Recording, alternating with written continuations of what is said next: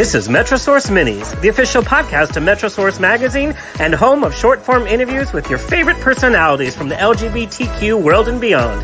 Quick, fun, and informative. It's Metrsource on the go. Out and proud since 1990.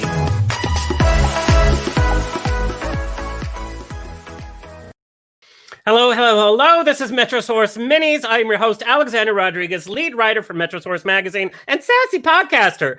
During COVID, LGBTQ representation and actors coming out as LGBTQ have been out of this world. Wink, wink. We are talking to actor and activist Wilson Cruz, who started acting as a youngin and toured the U.S. as part of the Young Americans. And he has made television history as the first openly gay actor to play an openly gay character in a leading role in a major TV series, of course, In My So-Called Life, and made history again as part of the first featured gay couple in the Star Trek franchise, Star Trek Discovery, with co-star Anthony Rapp. He has appeared in Broadway production of Rent, and his list of TV film credits goes on and on, with roles in Oliver Stone's Nixon, John's He's Just Not That Into You, which is the story of my life, Party of Five, 13 Reasons Why, and my personal favorite, Party Monster, along with compelling guest spots, including roles in ER, Ally McBeal, The West Wing, Noah's Ark, Pushing Daisies, Shameless, and Grey's Anatomy. And he has been a tireless activist for the LGBTQ community, especially for at-risk youth, himself having been displaced by his family for coming out. We featured Wilson and talked about his story on the cover of Metrsource's October-November issue. Please welcome Mr. Wilson Cruz. WC! My God, that introduction. I'm like, do we have any time left for the interview? Well, I mean, this is such a long-spanning career with so many pinpoints in our television and LGBT history. And you are sharing your time with us. You're actually filming season 4 of Discovery, so you're in your hotel room in Canada. So thank you for beaming in. Thank you. Am I supposed to be able to see you? Not yet, because this is just your frame, because you're the star. Nobody wants to see me yet. This is my actual Toronto home. So it's not my hotel room. So you're welcome to my Toronto abode. Oh my God, that is like so fancy. That's like model home quality. That's why I thought it was a hotel room. Because if it was my house, it would be a little messy. Oh, please don't. Oh, don't get it twisted. This isn't my furniture. It's someone. It's a furnished apartment that I. Yeah. Okay. It's because you fancy. Now, is it me, or is your Starfleet uniform getting tighter and tighter every season? I have to say. I didn't realize actually how tight it was for season 3 until it started streaming. I was like, there was a moment where I came up on the bridge and I was like, I'm pretty sure I know his religion. Yeah, it's like Dr. Hugh is clearly not Jewish. Who needs gray sweatpants when we have white Starfleet uniforms? I was like, whoa, that's coming at you warp speed. Oh, yeah, I was like, hey, this is a family show, kids. This is a family show. Well, we love it.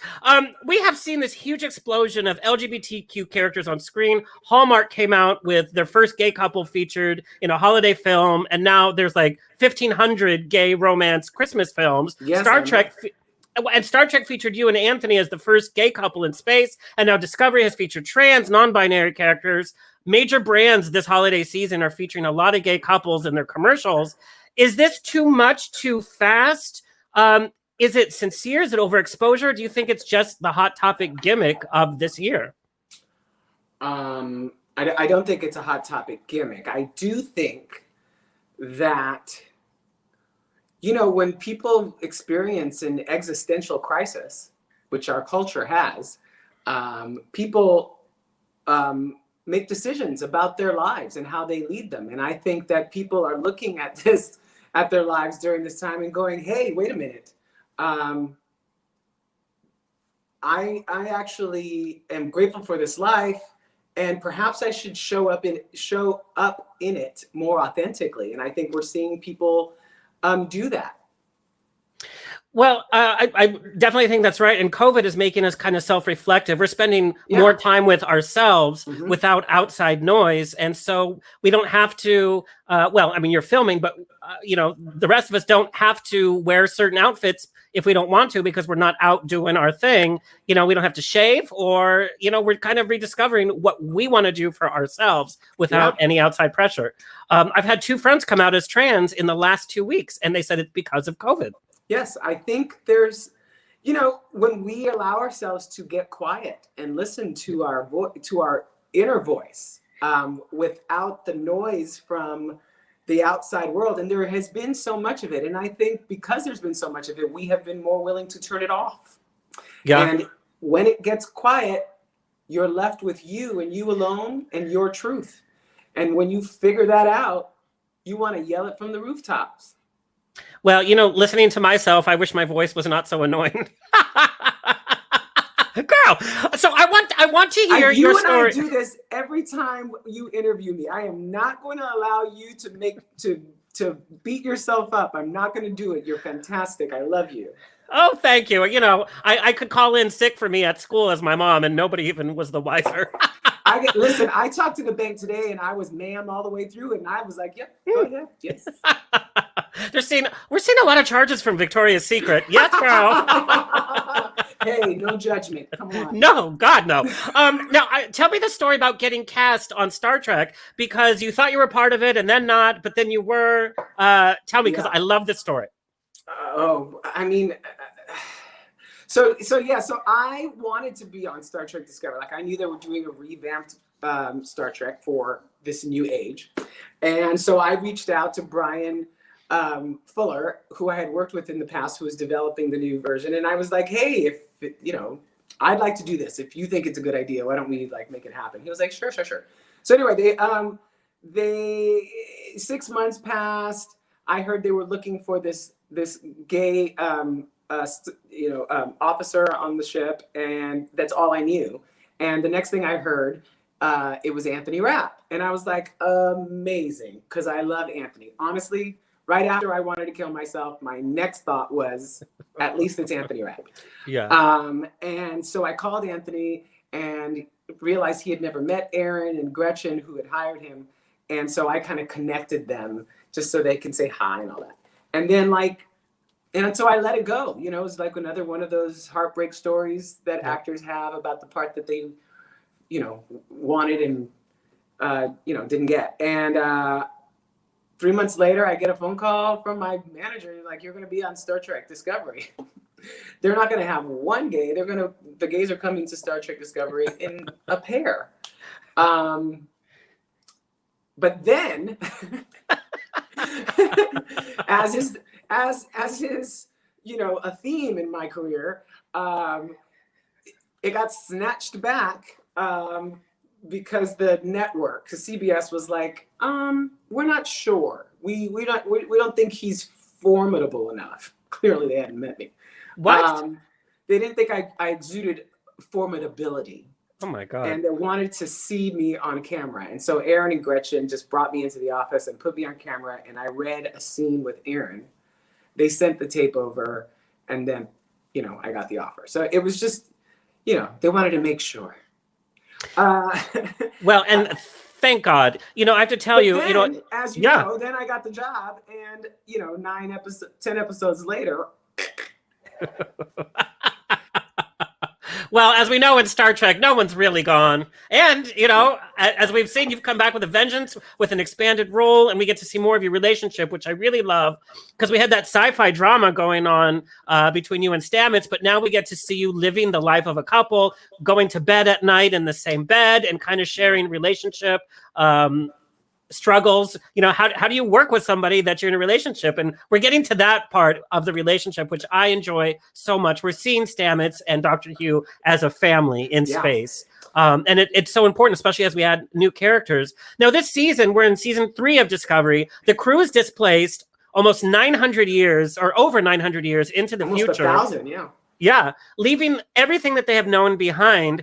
It is such weird timing because we're all kind of in this weird displacement right now with COVID.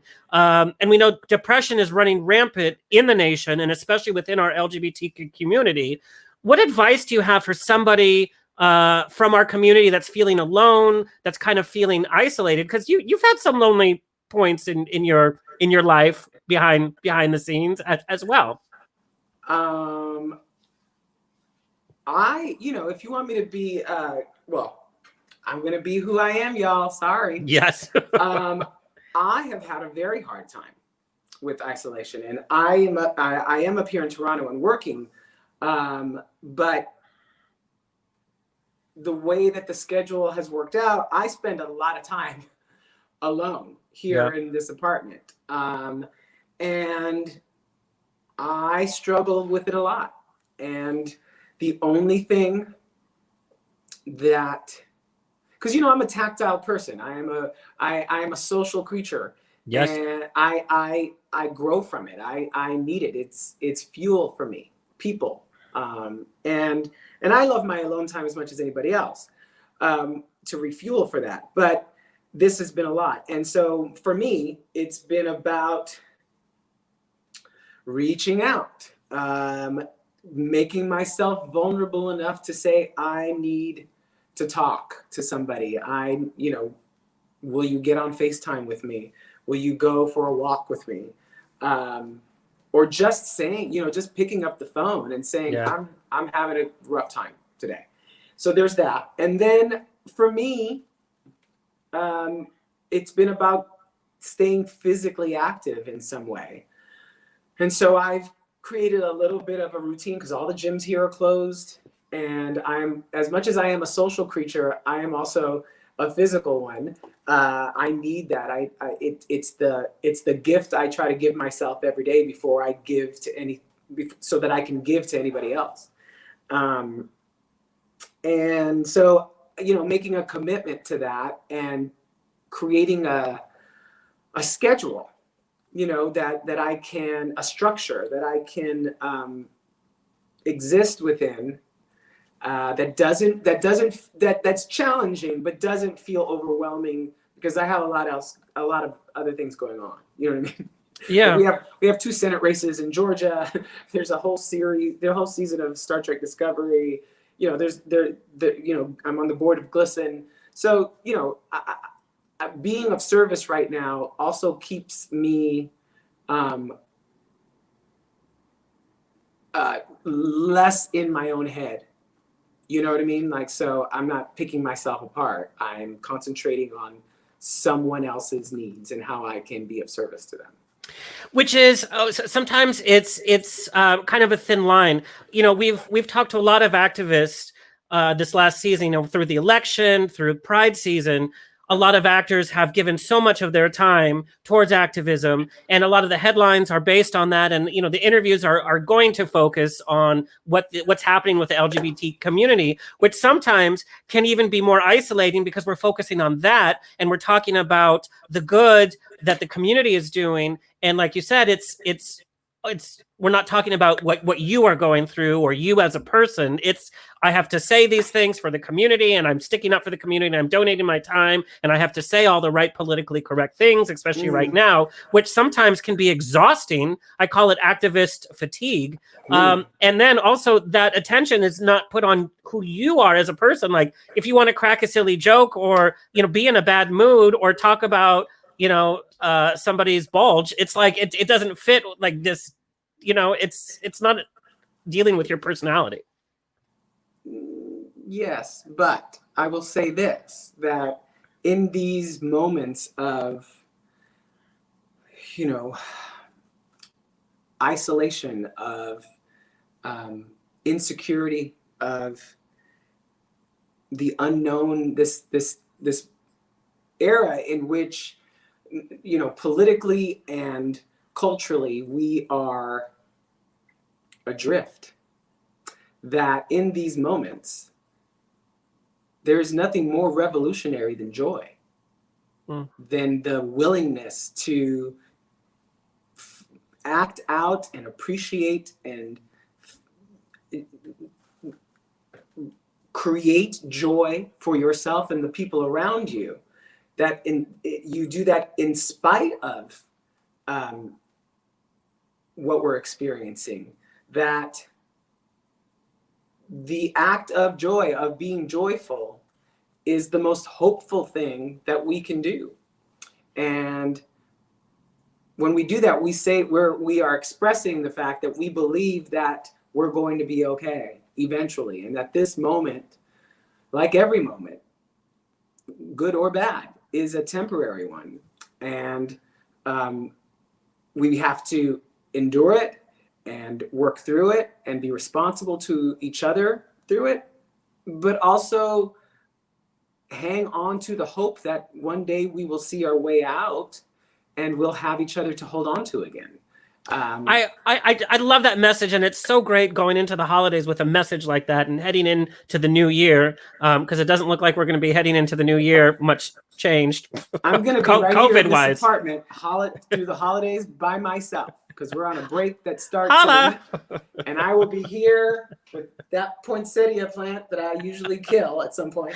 I'll be refreshing it, and New Year's and my birthday. So all of you out there who are feeling the holiday blues and afraid of doing it alone, please know that you're not. You're doing it with me. Oh, I love that. And he's single, so slip in his DMs on New Year's Eve. He really is. I want to talk about before. I've been single for 10 years, and and let's be real, I haven't seen a person naked in at least a year.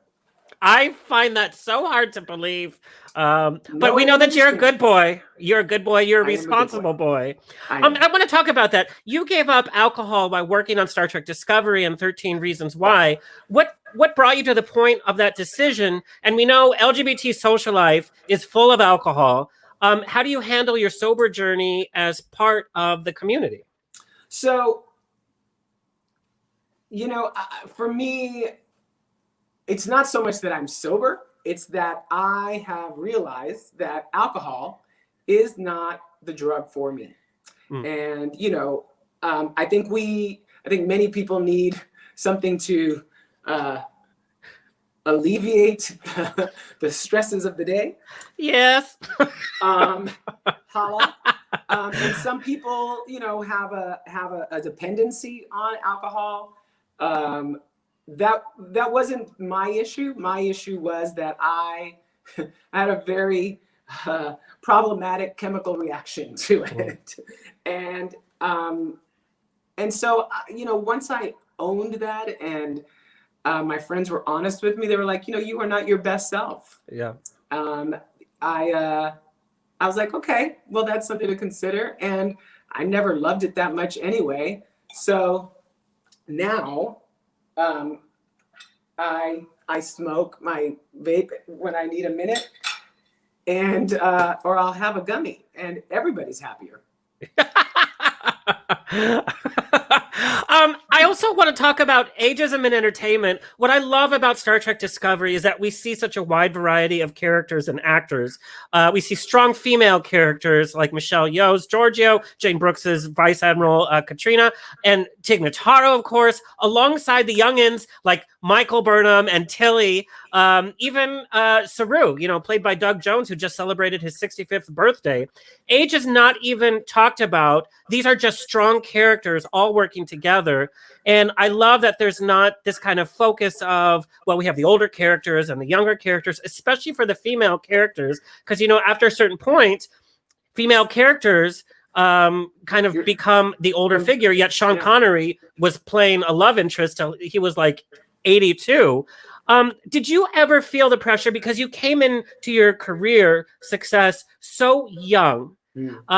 And, you've come to the set of Star Trek Discovery with decades of work and experience behind you. But did you ever feel the pressure from the industry to kind of stay young, stay that young figure in My So-Called Life? No, I didn't feel that pressure. I went through a period where, for whatever reason, like in my late 20s, early 30s, where nobody knew where to put me. Like I was too old for this and way too young for that. So it was this no man's land for me. And I was okay with it. I mean, I was broke, but what I did, what I was excited about was that, you know this, as we're part of the same generation. We didn't get to see gay men age. Yes. And I always felt a void of that. And I looked to, and I have mentors like Daryl Cummings, who's the chief of staff at the center in LA, who's like older brother to me. But he was one of the few that I could look to see how do gay men age gracefully? Because there was a whole generation of us who would have been that model for me, who were taken from us because of AIDS. And so when I started to noticeably age, I had been approached about doing something about the crow's feet around my eyes, and I have a very expressive forehead, and it has creases and all of that. And so I had a friend who's like a cosmetologist or whatever, who does the what do you call that? The Botox. And I made a conscious decision when we were talking about it to say, no, I'm gonna do this. I'm gonna see what happens, because this is my whole job, right? And I use this to express everything, and I don't want to mess with that. I think I want to age as gracefully as possible, and to show that, like a Lenny Kravitz, there's no one way to age. Yeah. I'm going to do everything I can to be your Lenny Kravitz. Well, I love it. And hey, I mean, you look amazing. So, woof. I think it's important for us to allow ourselves to age gracefully, and those of us who have the privilege now to be able to age, to model that for this new generation, that there's a certain way that you have choices. You don't have to always look 25. We're not all, I was a twin, believe it or not, back in the day. Oh, I know. I had your poster on my wall. 115 pounds, and we can allow ourselves to evolve and change, and, give yourself that freedom.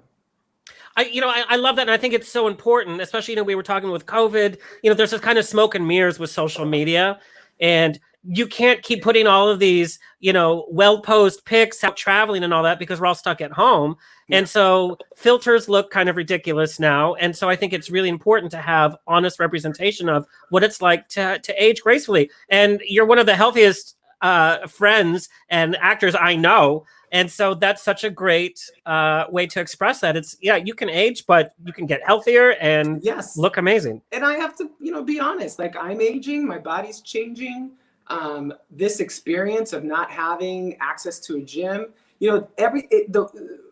it's changing, and I have to, and I'll be 47 in less than a month. And damn girl, you look good. But my point is that, well, thank you. But my point is that I'm not always going to look like this, right? And I think being gentle with ourselves while we age, yes, I feel good about how it's happening, but I have to be okay with the fact that things are going to change, and be grateful for when I had that youthful, torso. But that, part of life is becoming and aging and changing and letting that happen. How has that changed kind of your attraction and what you're looking for in dating? I know over the last 3 years, who I'm attracted to is so different because there's all these different factors now that I'm older. Has that changed for you, or are you still looking for that ensign on, No, I've never been, even when I was a twink, I wasn't dating people in their 20s. I just wasn't. That was never my thing. Well, you kind of had to mature faster too. I did. Yeah. And my partners, which I don't really speak about publicly a lot, have been at least slightly older than me. Is that true? Except for one. Spill the tea, girl. I see your Yeah. teapot. But yeah. I mean, these days, I'm not. We're going to be friends unless you're 35 or over. Like that. That's just where I'm at. I don't need you to call me daddy. I really don't. I hate when people say daddy or poppy. Oh, I just can't. I can't.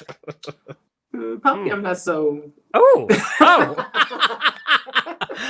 So Wilson, I just have to say, as a Trekkie, I was a Trekkie from the womb because being part of the Star Trek family was such an out for me. My family was just my mom and me. I was Latino in an all-white school. I was chubby, talking or dealing with my sexuality, and Star Trek taught me that you can find a family in any group of people, and that no matter what you look like or what species you are, so to speak, you have a place in this universe. And that's what Star Trek taught me. And knowing you and the legacy that you started with being an out actor and taking that leap of faith in your community, when I saw you take the screen in Star Trek Discovery, which was so anticipated, I couldn't help but burst into tears for so many different reasons. As a Trekkie, as a Latino, as a gay man. With all of that, I want to know what it was like setting foot in costume, ready to film on the soundstage. What was that moment like for you as an actor, as well as you did have an appreciation for the Star Trek universe?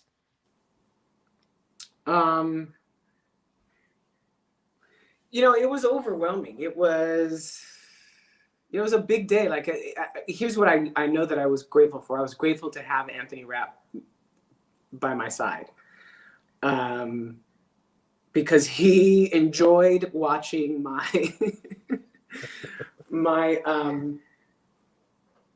my being overwhelmed, and I've talked about this publicly, but what's overwhelming for me, and what's really cathartic and altering for me about playing this role is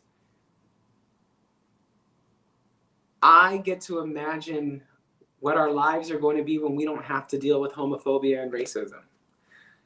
That I get to imagine and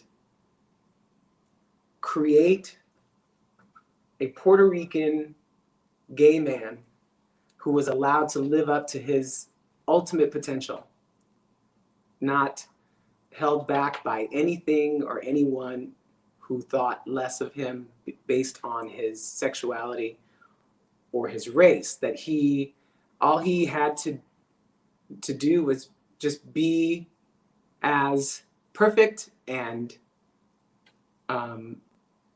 genius as he was made. And so for me, it was incredibly freeing, because and a full circle moment. I've never actually made this connection, but when I played Ricky in My So-Called Life, I was reimagining my past, reliving it. And in Star Trek Discovery, I get to imagine and create a future that I imagine for a generation of people that I'll never know and meet, but that I get to imagine and step in their shoes for a minute. And both of those things are incredibly healing. Yeah. On a personal level. I just got the chills. If I was ever cast in anything Star Trek, I would steal every uniform, every prop, because I have them anyway. I've just paid out the nose for them. Well, can I just tell you, good luck finding a prop now, because everything in the future, yeah, it's we're all working with hollows now, and this stuff. Yeah. My last scene in season 2 was me saving my husband's life with every medical Star Trek tool ever invented, and I'm not kidding. Like, I had to choreograph it. And going into season 3 and 4, where I'm like, I don't even have pockets for my hands. It's crazy. Well, girl, those pants are so tight they couldn't add pockets. Truly. Okay. Hey, is it true that you play the saxophone? Yeah, it was the first instrument I played. Oh, did you bring a saxophone to Canada? I did not. Wow. I actually had to auction off my last saxophone Oh, well, to pay maybe the they'll. rent one year in 1999 or something. Well, 98. okay. Maybe in the future you can get a little saxy. I see what you did there. That's so stupid. Okay, are you ready to play a little rapid fire? Yes. Okay, what would the name of your own starship be? The USS what? Boricua. Oh, that's good. That is good. Hey, you should just text one of the writers and be like, "Hey, this is what's happening." What is the strangest DM you received?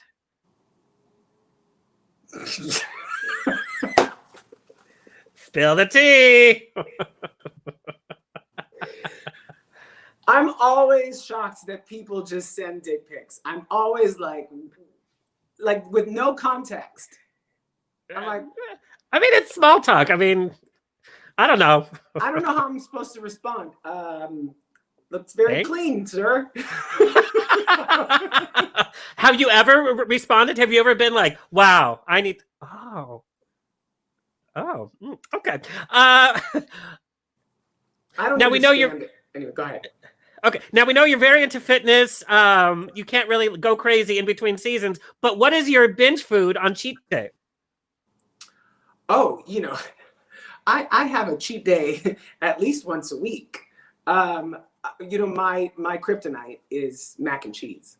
Oh, I did not know that. Oh. Yeah, I can't be in a restaurant. I can't know that it's being served. I can't. And I'm not sharing it with you either, by the way. What would your American Idol audition song be? One Moment in Time. Okay. Yeah. Ooh, that's so many meanings. Now, are you guys just singing Rent songs, on set all the time? No, it's COVID. We don't sing. Oh, that's right. There's no singing. It's like working at a hospital now. Everybody's working, but it works fine for me. Worst date you've ever had? The what? Worst date you ever had? Worst date I ever had. I mean,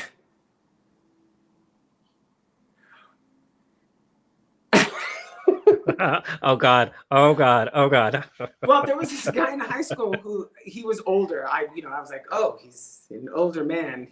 I think he was 20. And he came and picked me up and we went for like a ride. It was you know what, I'm not gonna tell this story. Oh no, you can't do that. You literally can't do that now. Did he take you to Chuck E. Cheese or what? No, he took me to I'm not kidding, like a drive-through, and then it wanted to make out in the car, and I was like, I'm not making out with you in this car. First of all, we're gonna get killed. We're in San Bernardino, California. I don't know. If somebody took me to the drive-thru and got me McDonald's fries, I might do more than just kiss. What would you do? That was the highlight. The fries. Oh God. I don't know. I've had a lot of bad dates, so I mean, I'm sure if I thought long and hard enough, because like musical numbers from shows that I'm no longer in, bad dates. I think my brain just the hard drive is we don't need any of that. We need room for other stuff. Wilson, where do you want everybody to find you and follow you? Come here to my apartment. Outside, right? Just at your window with plates of mac and cheese. Yes. Meet me in Central Park with a casserole. I'm on Twitter and Instagram at WCruz73. And I'm on Facebook, like everybody else. I'm not doing TikTok. I think I'm too old. I just can't. I tried, and I just literally I'm like that. I'm like, nah, I don't need all that young stuff. I'm thrilled. I'm not looking down on it. I'm just saying I don't need another thing. I don't need it. There's too much. There's too much to do. Wilson, you know that I could literally talk to you for hours and hours and hours.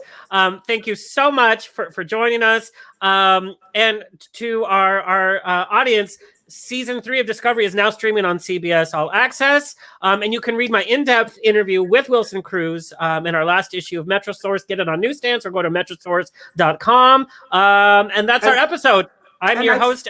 Yeah. I just wanted to say, thank you to you for all of the ways that you have supported and shown up for me, and what you wrote at the end of that article in Metrsource. I will hold dear to my heart for the rest of my life, because it is literally the reason why I do what I do. So it means everything to me. Well, I appreciate you. I appreciate what you do for the community, and I appreciate our friendship. When COVID's over, we're going to go shopping for old men together. Yay! All right, that has been another episode of Metrsource Minis. On that note, stay healthy, stay sexy, and do you, boo. Wash your hands. That has been another Metrsource Mini. Like, share, and subscribe on your favorite podcast player, and check out the latest issue of Metrsource magazine on newsstands or online at Metrsource.com. Follow us on Facebook, Instagram at Metrsource, and on Twitter at Metrsource Mag. Until next time, stay fabulous.